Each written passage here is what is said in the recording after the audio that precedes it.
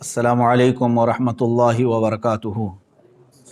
الحمدللہ وکفا وسلام علی حبیبہ المصطفیٰ وعلی آلہ واصحابہ النجبا اما بعد فاعوذ باللہ من الشیطان الرجیم ان اللہ وملائکتہ یصلون علی النبی یا ایہا الذین آمنوا صلوا علیہ وسلموا تسلیما اللہم صل علی سیدنا ومولانا محمد معدن الجود والکرم وآلہ واصحابہ الکرام وابنہ الکریم وبارک وسلم صلاۃ دائمۃ سرمدا ابدا۔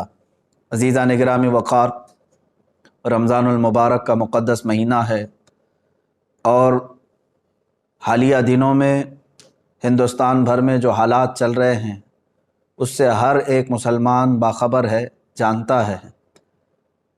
آج کے حالات میں رسول پاک صلی اللہ تعالیٰ علیہ وسلم کی ذات پاک کو جس طرح سے پورے ہندوستان میں نشانہ بنایا جا رہا ہے، موضوع بحث بنایا جا رہا ہے، ہمارے دل چھلنی ہیں، زخمی ہیں، یہ ایک الگ میٹر ہے۔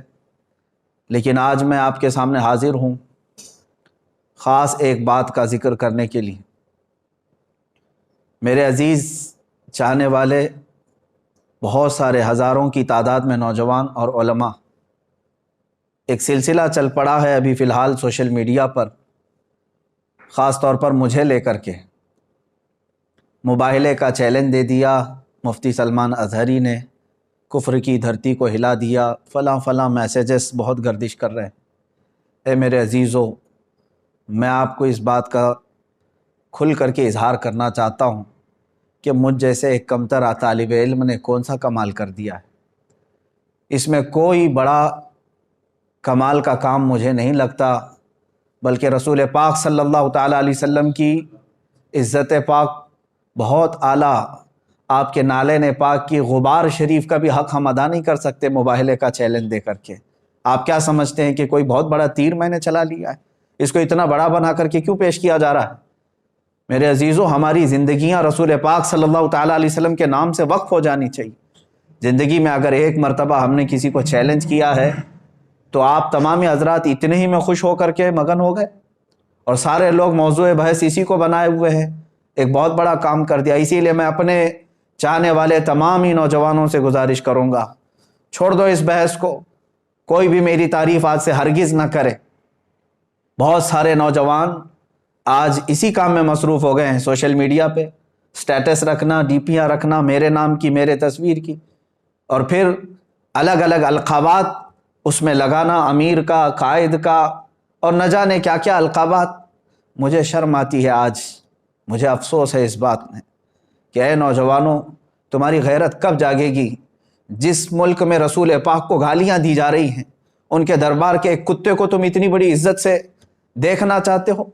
میں ہرگز اس چیز سے پسند نہیں کرتا، نہ میرے نام کے نعرے لگائے جائیں، نہ ہی میرے نام کے ساتھ کوئی لقب لگایا جائے۔ میں نے ہرگز ناموری کے لیے نہیں کیا ہے۔ اے نوجوانوں، میرے نام کو ہٹا دو، اور یہ سوشل میڈیا پر بحث بازی کرنا، میرے متعلق میری تعریف میں میری حمایت، جو تنقید کر رہے ہیں ان کو ہزاروں سلام، یقیناً میں تنقید کے قابل ہوں۔ جو علماء میرے متعلق قدغن لگا رہے ہیں ان کو ہزاروں سلام، وہ میری غلطیوں کو صحیح کرنے کی کوشش کر رہے ہوں گے، لیکن مجھے ڈر تعریف کرنے والوں سے۔ یہ سب موو ہو گئے رسول پاک صلی اللہ تعالیٰ علیہ وسلم کی تعریف کو چھوڑ کر کے تم ایک ادنا طالب علم کی تعریف میں لگ گئے ہو۔ میری تعریف بند کرو، میرے نام سے ڈی پیاں رکھنا اور سٹیٹس رکھنا بند کرو۔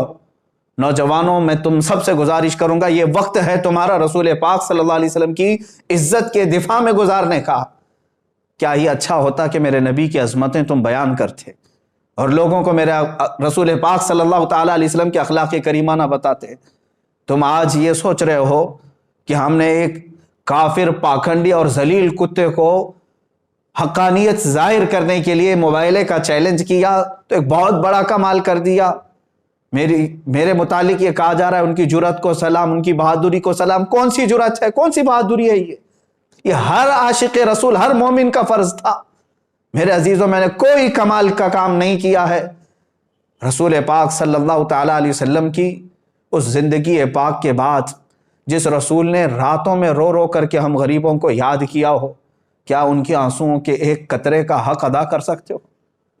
اے مسلمانوں، رسول پاک صلی اللہ تعالیٰ علیہ وسلم نے جو ہمارے ساتھ محبت فرمائی، بلکہ ماں عائشہ صدیقہ رضی اللہ تعالیٰ عنہ فرماتی ہیں بجلیاں گرجتی اور ابر آلود ہو جاتا آسمان تو میرے آقا باہر نکل آتے گھر سے اور استغفار کرتے اور یوں عرض کرتے کہ مولا یہ بجلیاں کہیں میری امت پر عذاب بن کر نازل نہ ہو جائے، اور حضور اکرم صلی اللہ تعالیٰ علیہ وسلم استغفار فرماتے، جب بجلیاں ہٹ جاتی تو پھر آپ گھر میں تشریف لاتے۔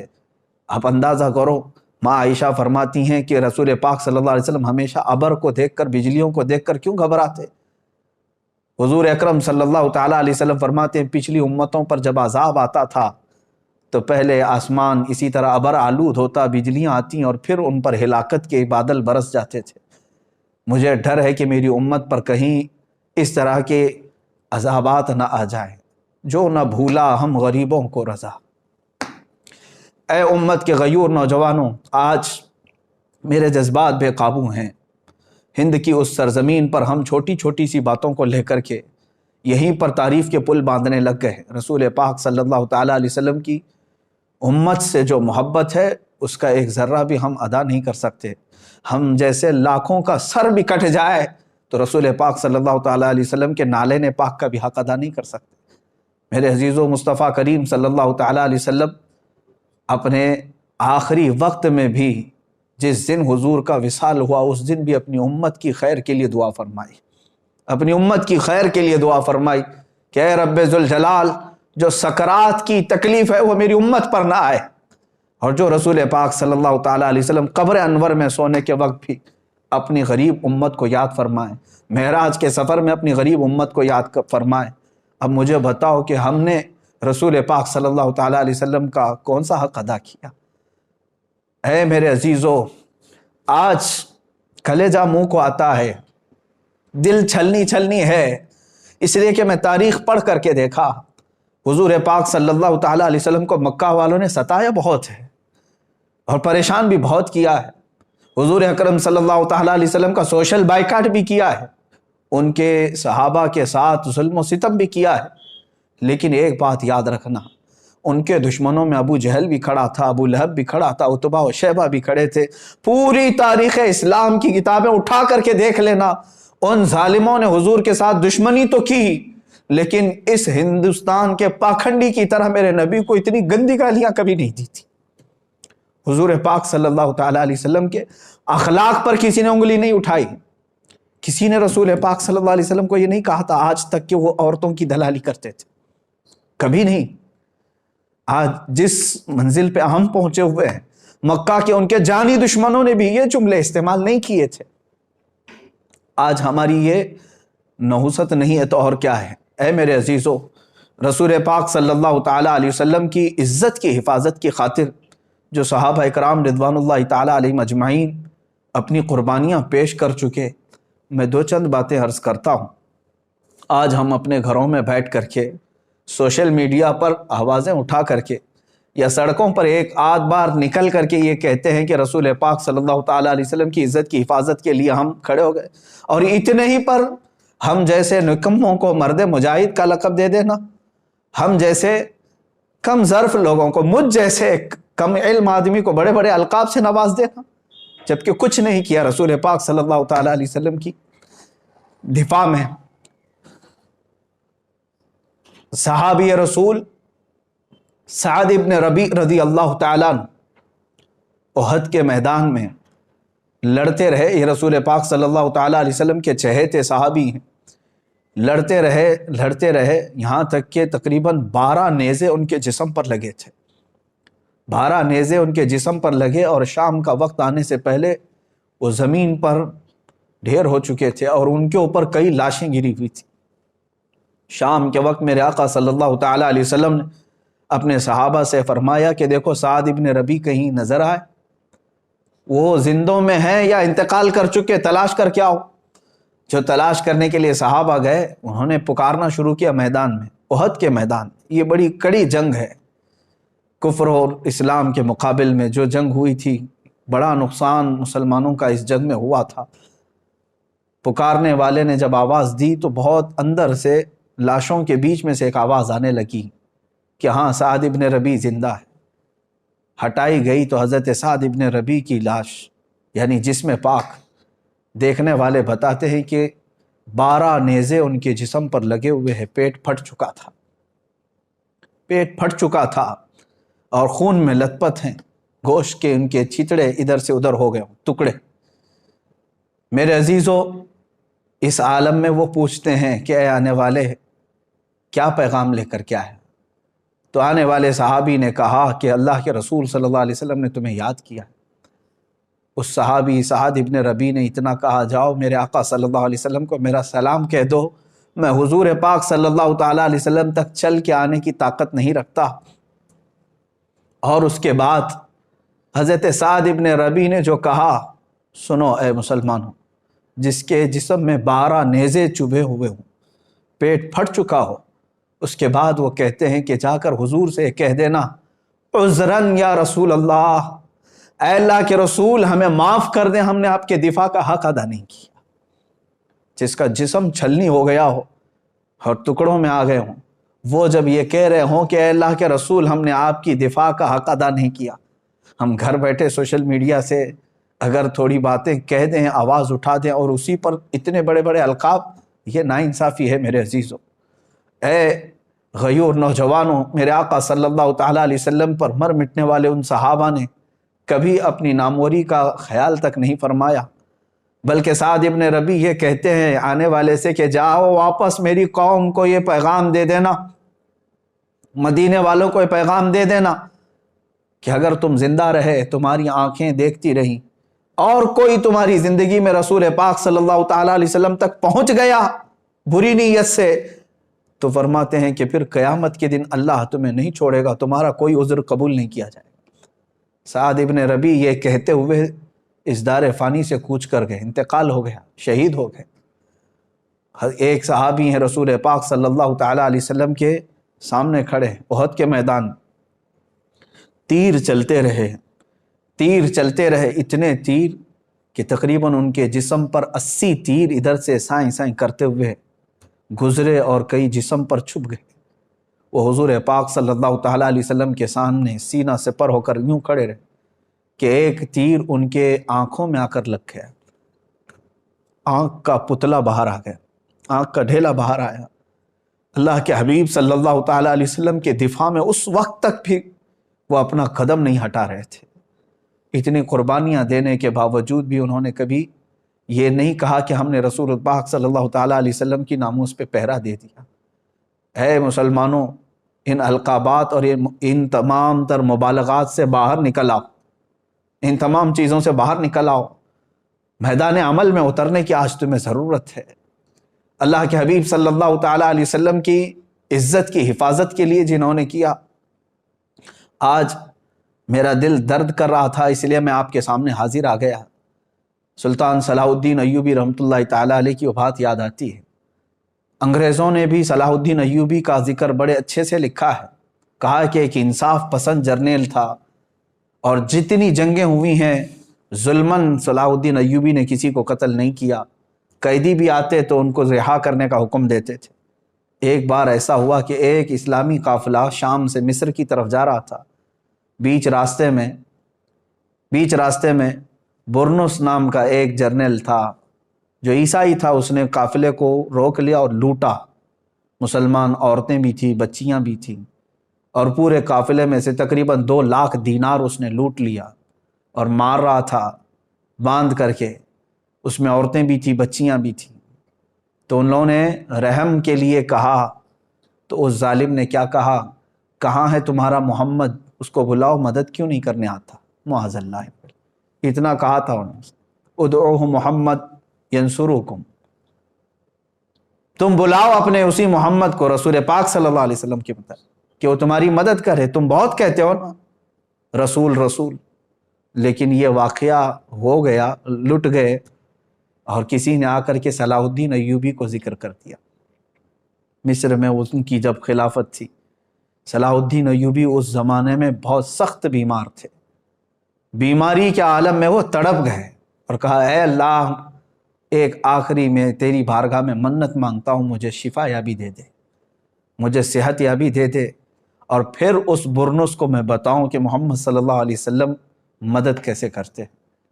اور جانتے ہیں آپ صحت یاب ہوتے ہوتے آپ نے جنگوں کا پھر سے ایک محاذ چھیڑ دیا، 2 سے 2.5 سال لگ گئے، فلسطین پہنچے آپ بیت المقدس کی فتح کے بعد، جتنے وہاں پر عیسائی تھے سب کو آپ نے اعلان کر دیا کہ جو امن و امان سے رہنا چاہتا ہے رہے، یا جانا چاہتا ہے تو وہ جا سکتا ہے۔ سارے جو رہنے والے تھے وہ رہ گئے، جانے والے جا رہے تھے، لیکن صلاح الدین ایوبی رحمۃ اللہ علیہ نے ایک اعلان کیا تھا اپنے سپاہیوں کو کہ برنس اگر کہیں ملے تو اسے چھوڑنا نہیں، گرفتار کر کے لے آؤ۔ تلاش کرتے ہوئے سپاہی پہنچے، ایک خیمے میں وہ چھپا ہوا تھا، وہاں سے اسے قید کر کے لے آئے، اور صلاح الدین ایوبی رحمۃ اللہ علیہ کی آنکھیں اس وقت لال تھیں، سرخ تھیں۔ اس کو سامنے کھڑا کیا اور کہا تو ہی وہ بدبخت ہے جس نے کہا تھا کہ محمد کو بلاؤ اور وہ تمہاری مدد کرے۔ اللہ اکبر۔ یہ جملہ دہرانے کے بعد صلاح الدین ایوبی رحمۃ اللہ علیہ اپنی تلوار اٹھاتے ہیں۔ وہ کہتا ہے صلاح الدین تم تو جنگی قیدیوں کو معاف کرتے ہو، چھوڑ دیتے ہو۔ صلاح الدین ایوبی نے فرمایا ہاں میں نے ہر جنگی قیدی کو معاف تو کیا ہے، لیکن جس نے میرے رسول پاک کی شان میں بھونکا ہے پھر یہ میری تلوار اگر اس پر نہ چلے تو یہ کسی کام کی نہیں۔ صلاح الدین ایوبی رحمۃ اللہ علیہ نے اسے کیفر کردار تک پہنچایا۔ اے مسلمانوں، اے میرے عزیزو، بات کتنی تھی، اس نے جو کہا تھا۔ یہاں تو میرے آقا صلی اللہ تعالیٰ علیہ وسلم کی شان میں کیا کیا نہیں کہا جا رہا ہے، کیا کیا نہیں کہا جا رہا ہے۔ لوگ اب بھی یہ کہتے ہیں کہ مصلحت کے ساتھ اب جینا کس کام کا رہ گیا ہے، جہاں پر ہماری سانسوں میں گھٹن پیدا ہو رہا ہے۔ اسلام کے لیے ان ظالموں نے کہا کہ یہ کوئی ریلیجن ہی نہیں ہے۔ کیا یہ بکواس سوشل میڈیا پر نہیں ہے؟ وہ کہتے ہیں یہ کوئی دین ہی نہیں ہے، چند گنڈوں نے مل کر کے مال لوٹنے کے لیے ایک سنگٹن بنائی اور یہ مذہب بنا دیا۔ میرے اسلام اور حق دین کو اس طرح کے جملے استعمال کیے۔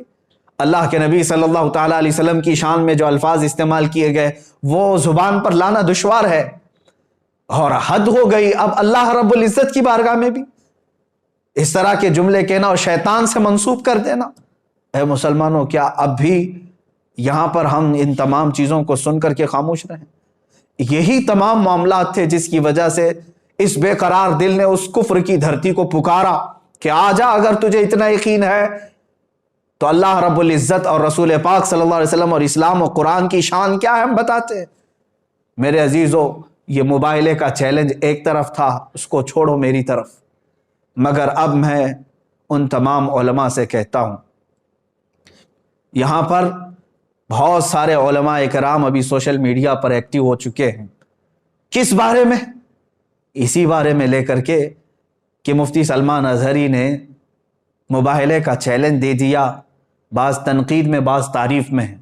میں تنقید کرنے والوں کو ایک جملہ بھی نہیں کہنا چاہتا، بہت محترم وہ علماء ہیں، مجھے کوئی غرض نہیں میری تنقید اور تعریف سے، لیکن تعریف کرنے والے علماء جس میں بہت سارے ہیں جنہوں نے مسلسل 2 دن سے اپنے اوقات لگا دیے ہیں، میں ان سب سے گزارش کروں گا، اے گروہ علماء، اللہ تبارک و تعالیٰ نے تمہیں علم کی امانت سپرد کی ہے۔ حد ہو گئی، مجھے تعریف کے جو لیٹر بھیجے جا رہے ہیں، آڈیو بھیجے جا رہے ہیں، میسیجز بھیجے جا رہے ہیں، میرا دماغ پکنے لگ گیا کہ یہ سارے لوگ مل کر کے جتنی میری تعریف پر لگ گئے، کاش رسول پاک صلی اللہ تعالیٰ علیہ وسلم کے لیے لگاتے تو انہیں بہت بڑا اجر ملتا۔ میں تو ایک سادہ سا آدمی تھا، آج ہے کل مر جاؤں گا، ہماری کوئی تاریخ نہیں ہے، ہماری اپنی کوئی حیثیت نہیں ہے، ہم نے جو کچھ بھی کیا ہے وہ صرف رسول پاک صلی اللہ تعالیٰ علیہ وسلم کی محبت کا ایک درد تھا۔ میرے عزیزو، اگر میں نہیں اٹھتا تو کوئی نہ کوئی ایک عام نوجوان بھی اٹھتا۔ اس میں ابھی مجھے بھیجی گئی ہے، کئی علماء ہیں، میں اب کتنوں کے نام ذکر کروں۔ مفتی گلفام صاحب نے ابھی ایک بیان نشر کیا، بار بار انہوں نے یہ اس میں تائید کا اظہار کیا کہ ہم کھڑے ہیں، مباہلے میں ہم آنے کو تیار ہیں۔ مفتی عالمگیر اشرف صاحب، مولانا طارق انور مصباحی صاحب، مفتی راحت علی صاحب، مفتی نثار احمد مصباحی صاحب، یہ تمام علماء، مولانا توصیف صاحب سنبھل سے، اور کئی جگہ کے بڑے بڑے علماء جو تنظیمیں چلاتے ہیں، کرناٹک سے، راجستھان سے، اور کئی خلفاء اور مشائخ، میں ان سب سے گزارش کروں گا، اے گروہ علماء، اللہ نے آپ کو قلم کی اور زبان کی جولانیت عطا کی۔ میں دیکھتا ہوں یہ میرے محترم علماء جب لکھتے ہیں اس میں بہت اچھی تحریریں ہیں ان کی، لیکن میرے دفاع کے لیے اپنے قلم کو استعمال کرنا بند کر دو۔ جو تنقید کر رہے ہیں وہ ٹھیک ہے، لیکن تعریف کرنے والے علماء، میری ایک عاجزانہ اپیل ہے آپ سب سے، عاجزانہ اپیل ہے، میں کوئی دکھاوے کے لیے بات نہیں کر رہا ہوں، قلم اٹھاؤ، اسلام پر جتنے حملے یہ پاکھنڈی کر رہے ہیں ان کا منہ توڑ جواب دو۔ اللہ نے تمہیں قلم کی برکت عطا کی ہے، زبان کی اللہ نے جولانیت عطا کی ہے، اٹھاؤ، تقابل ادیان کو دیکھو آپ۔ اور آریہ سماج کے پنڈتوں نے جتنے اعتراضات کیے تھے ان اعتراضات کے جواب علماء حق نے، علماء ربانیین نے دیے۔ اے علماء، آج کام تمہارا اس کے لیے ہے، اللہ نے تمہیں چنا ہے، آپ ہٹا دو اس سلمان اظہری کے نام کو، ہٹا دو اس کو، موضوع سخن ختم کر دو۔ میں تعریف کرنے والے ان تمام علماء کی قدر ضرور کروں گا، محبت ضرور ہے۔ یہ جتنے میسیجز کر رہے ہیں، آڈیو بھیج رہے ہیں یا تحریریں بھیج رہے ہیں، یہ تمام کی ضرورت قطعاً نہیں ہے، قطعاً نہیں ہے۔ میں سب سے کہتا ہوں کہ لگ جاؤ دین اسلام کی حمایت کے لیے اور رسول پاک صلی اللہ تعالیٰ علیہ وسلم کی عظمت و شان بیان کرنے کے لیے۔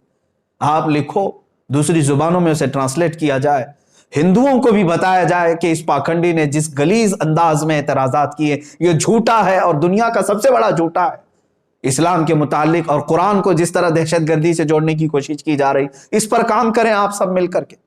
جو خطبہ ہیں وہ آپ میرے دفاع میں نہ آئے، آپ دفاع ناموس رسالت کے لیے اپنا وقت قربان کریں، رسول پاک صلی اللہ تعالیٰ علیہ وسلم کے لیے۔ اور ہر کوئی اب یہ مباہلے کے چیلنج دینے کے لیے اس کی ضرورت نہیں رہ گئی۔ میں پوچھتا ہوں، اے نوجوانوں، اے مسلمانوں، آپ کا دل یہ کہتا ہے؟ ذرا ضمیر پر ہاتھ رکھ کر کے، دل پر ہاتھ رکھ کر کے یہ سوچو، وہ خبیث مردود ملعون جو بھونکتا ہے رسول پاک صلی اللہ تعالیٰ علیہ وسلم کی شان میں، اور جانوروں کا پیشاب پینے والا اور بلاತ್ಕಾری میں جیل جانے والا، کیا اس کی حیثیت ہے کہ وہ مباہلہ کرے؟ کیا آپ کو ذرا برابر لگتا ہے؟ بہرحال یہ اسلام کی حقانیت کو ظاہر کرنے کے لیے جو کہہ دیا تھا وہ ہے، انشاءاللہ وہ برقرار رہے گا، لیکن آپ اپنا وقت اس بارے میں نہ لگاؤ، میری حمایت میں، میری تائید میں۔ ہاں، دعا ضرور کریں، میں دعاؤں کا محتاج ضرور ہوں، دعاؤں کا محتاج ضرور ہوں۔ اور سچ بات میں بتاؤں، حقیقت میں میرے عزیزو، ہم نے ایک کتے کے برابر بھی کام نہیں کیا ہے ابھی۔ بڑی بات نہیں کہہ رہا ہوں، اس لیے کہ تاتاریوں نے بغداد پر حملہ کیا تھا تو تاتاری بادشاہ نے ایک بار علماء حق کو زنجیروں میں باندھ کر کے اپنے دربار میں الٹا لٹایا اور ایک عیسائی پادری کو بلا کر کے کہا کہ ان کے نبی کی شان میں جتنی بری باتیں ہو سکتی ہیں مغلظات بکو ان کے سامنے، یہی ان کو سزا ہے، ان کے لیے دردناک سزا ہے۔ جن کے زنجیروں میں ہاتھ بندھے ہوئے ہیں وہ لیٹے ہوئے ہیں دربار میں، بڑے مجمع کے ساتھ سپاہی بھی موجود ہیں۔ بادشاہ کا اس دربار میں کتا تھا جو زنجیر سے بندھا رہتا تھا، سونے کی زنجیر سے۔ میرے عزیز و تاریخ کی کتابوں میں اٹھاؤ، بڑے معتمد اور مستند علماء اسلام نے اس کو نقل فرمایا ہے۔ جیسے ہی وہ پادری رسول پاک صلی اللہ علیہ وسلم کی شان میں ہرزہ سرائی شروع کیا، کتا بھونکنے لگ گیا، وہ خاموش ہوا۔ تھوڑی دیر کے بعد پھر وہ مغلظات بکنے لگا، کتا پھر بھونکنے لگا۔ لوگوں نے کہا تیری تقریر پہ، تیرے بیان پہ تو نہیں بھونک رہا ہے۔ اس نے کہا ارے وہ جانور ہے، میں جو بول رہا ہوں اس کی کیا سمجھ میں آتا ہے۔ تیسری بار جب پھر وہ مغلظات شروع کیا، محمد ایسے، محمد ویسے، معاذ اللہ رب العالمین، کتا زنجیر توڑ کر کے اچھل کر کے آیا اور دم زدن میں اس پاکھنڈی پادری کے اوپر چڑھ گیا اور اس کو دم زدن میں چیر کر رکھ دیا۔ سب کے سامنے اس کتے نے اس کی زبان کو ختم ہی کر دیا، وہ مر گیا اسی جگہ پر۔ اس واقعے کو نقل کیا ہے معتمد علماء اسلام نے، اور اس کی اس بات کو دیکھ کر کے پورے مجمع میں ایسی ہیبت طاری ہو گئی، ایسی ہیبت طاری ہو گئی کہ ایک جانور ہے اور وہ گستاخی کو نہیں سنبھال سکتا، سن نہیں سکتا، برداشت نہیں کر سکتا، اور پھر ایسا حملہ کیا۔ اس مجمع کے بعد کئی لوگ دائرہ اسلام میں بھی داخل ہوئے، جو کفر و شرک کی دھرتی میں موجود تھے وہ دائرہ اسلام میں آئے۔ اسی لیے میں نے کہا کہ اس کتے کے برابر بھی کام نہیں کیا۔ میرے عزیزو، آپ سب سے میں یہی کہوں گا کہ آپ تمام حضرات اپنے اس قیمتی وقت کو میرے دفاع میں، تائید میں، حمایت میں نہ صرف کریں۔ جو رسول پاک صلی اللہ تعالیٰ علیہ وسلم سے تھوڑی سی بھی محبت رکھتا ہے، میں ہر سنی نوجوان سے آج کہوں گا، اگر تمہیں آج کا یہ موبائلے کا چیلنج ہاٹ ٹاپک لگتا ہے، ہاٹ ایشو لگتا ہے، اور دیکھنا چاہتے ہو کہ اب کیا ہوگا، کل کیا ہوگا، انشاءاللہ العزیز 17 رمضان المبارک کو حق واضح ہو ہی جائے گا، لیکن اس سے قبل میں ہر سنی جوان سے یہ کہوں گا کہ آ جاؤ، مصطفیٰ کریم صلی اللہ تعالیٰ علیہ وسلم کے قدموں میں تمہاری عزت ہے۔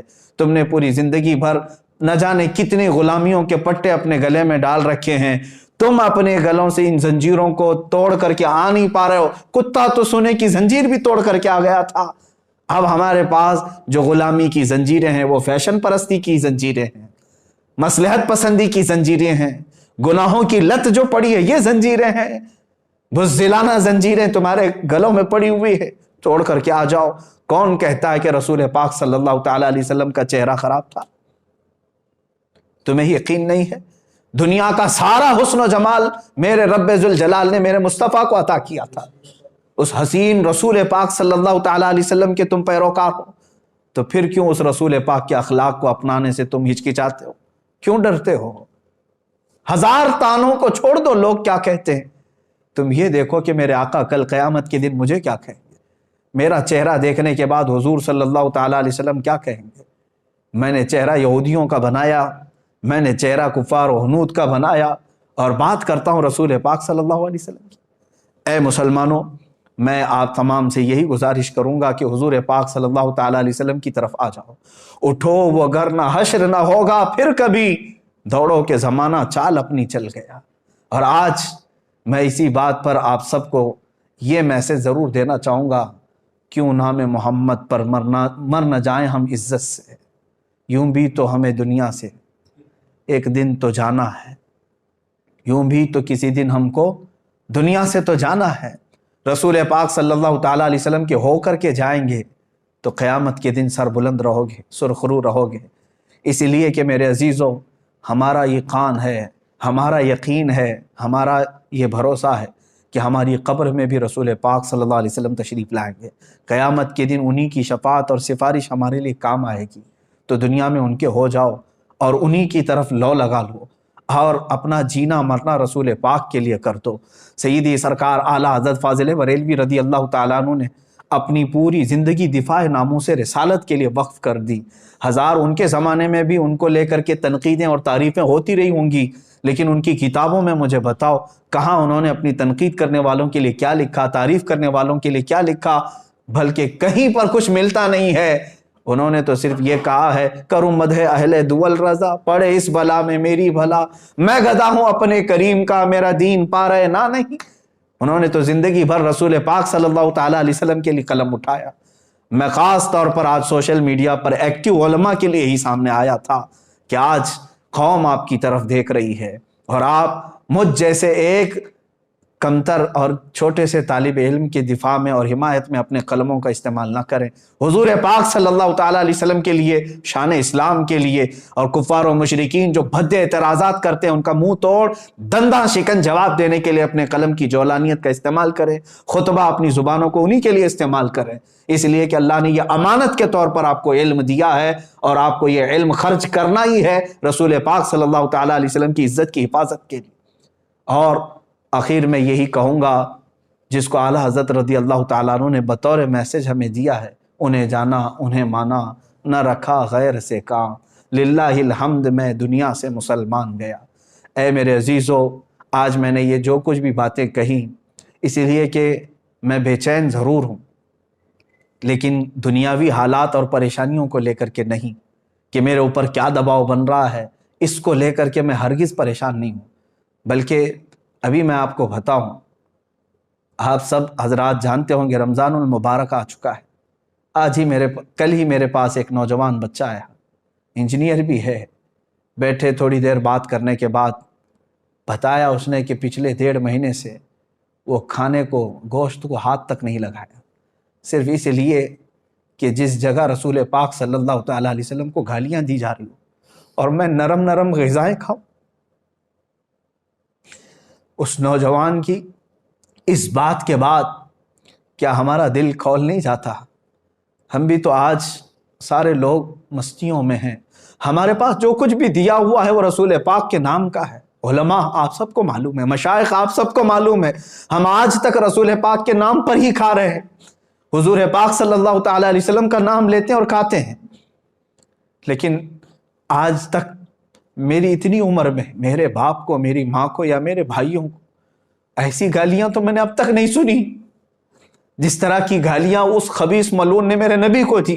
تم بتاؤ، تم اپنی زندگیوں میں نوجوانوں تمہیں ایسی گالیاں کس نے دی تھی آج تک؟ تم بتاؤ، تمہاری داڑھیوں کو دیکھ کر کے لوگ گالیاں نہیں دیتے، آج تم سر پہ ٹوپی رکھتے ہو تو تمہیں لوگ گالیاں نہیں دیتے، تمہاری ماں کو اور تمہارے باپ کو کس نے اس قدر گالیاں دی تھی؟ تمہیں کبھی کسی نے دلال کہا عورتوں کا؟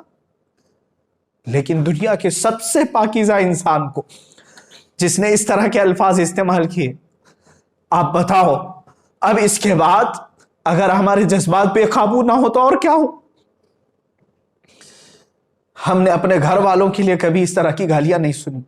اب میں اپنے اس گفتگو کو ڈائیورٹ کرتے ہوئے کہتا ہوں، ان ہندوؤں سے بھی، ان پاکھنڈیوں سے بھی، اگر تم نے طے کر ہی لیا ہے کہ مسلمانوں کو ٹھیس پہنچانا ہے تو لے لو ہم سب کی زندگیوں کو اور آج ہی سے کوسنا شروع کرو، ہمیں جتنی گالیاں دیتے ہو دے لو۔ ایک بار میرے مصطفیٰ صلی اللہ تعالیٰ علیہ وسلم کی طرف انگلی اٹھانا چھوڑ دو، اس قرآن عظیم کو بولنا چھوڑ دو۔ ہماری زندگیاں موجود ہیں میرے عزیزو۔